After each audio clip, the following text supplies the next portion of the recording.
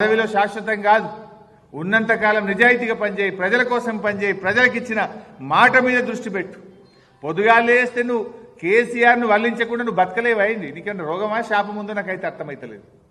మాట్లాడితే కేసీఆర్ని తిడతావు. నువ్వు ప్రజలకు ఇచ్చిన హామీ ఏంది? ఇప్పుడు ఓట్లున్నాయా, సీట్లున్నాయా? గా రైతుల గురించి ఆలోచించు, మహిళలకు ఇస్తా అన్న 2500 గురించి ఆలోచించు, వృద్ధులకు ఇస్తా అన్న 4000 పెన్షన్ గురించి ఆలోచించు, రుణమాఫీ పూర్తి చేయి, వానకాలం పంట పూర్తవుతుంది గా రైతు భరోసా 7500 చెప్పనై. అరే పిల్లలంతా రోడ్ల మీద పురుగులన్నం తినలేక రోడ్ల మీదకి వస్తున్నారు.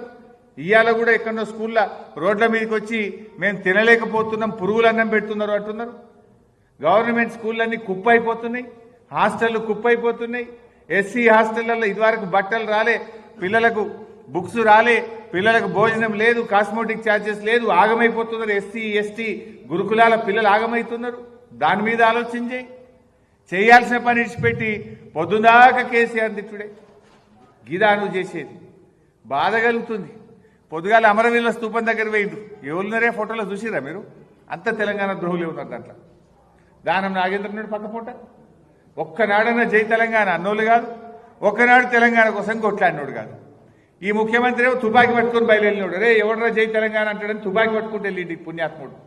దానం నాగేంద్రే ఒక కట్టెలు పట్టుకుని కొట్లాడిండు తెలంగాణ ఉద్యమకారుల మీద. వీళ్ళు పోయి తెలంగాణ అమరవీరులకు ఇలా శ్రద్ధాంజలి ఘటిస్తుంటే వాళ్ళ ఆత్మ ఘోషిస్తుంది. ఆ ఫోటో చూస్తే బాధ అవుతుంది. అందులో ఉన్న వాళ్ళు ఒక్కలన్నా జై తెలంగాణ అని రోడెక్కిన వాళ్ళు కాదు, తెలంగాణ ఉద్యమంలో ఒక్కనాడు కొట్లాడిన వాళ్ళు కాదు. వీళ్ళు ఇలా పెద్ద పెద్ద మాటలు మాట్లాడుతున్నారు. సో నేను ఈరోజు కోరేది ఏంటంటే ఇప్పటికైనా ఈ చిల్లర మల్లర వ్యాఖ్యలు బంద్ చేయండి. ప్రతిపక్షాల మీద నోరు బారేసుకోవడం బంద్ చేయండి.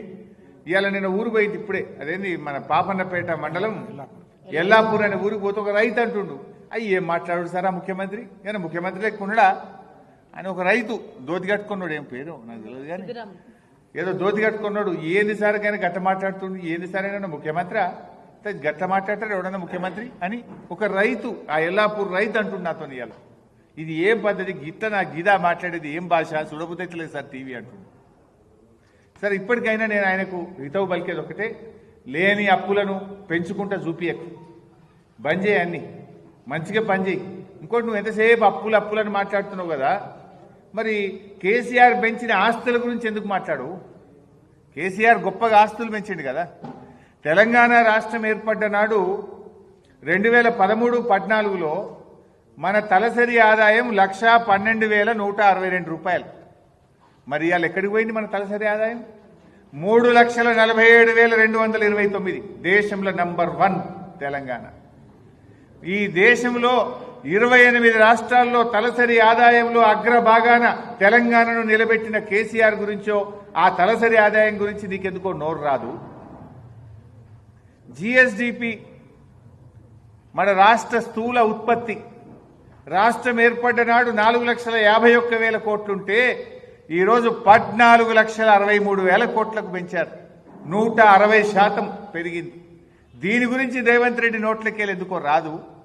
ఇది రాష్ట్ర సంపద పెరిగింది, రాష్ట్రంలో పౌరుల సంపద పెరిగింది, తలసరి ఆదాయం పెరిగింది, ఆస్తుల కల్పన జరిగింది, దేశ జీడిపికి 5.1% మనము కాంట్రిబ్యూట్ చేస్తా ఉన్నాం.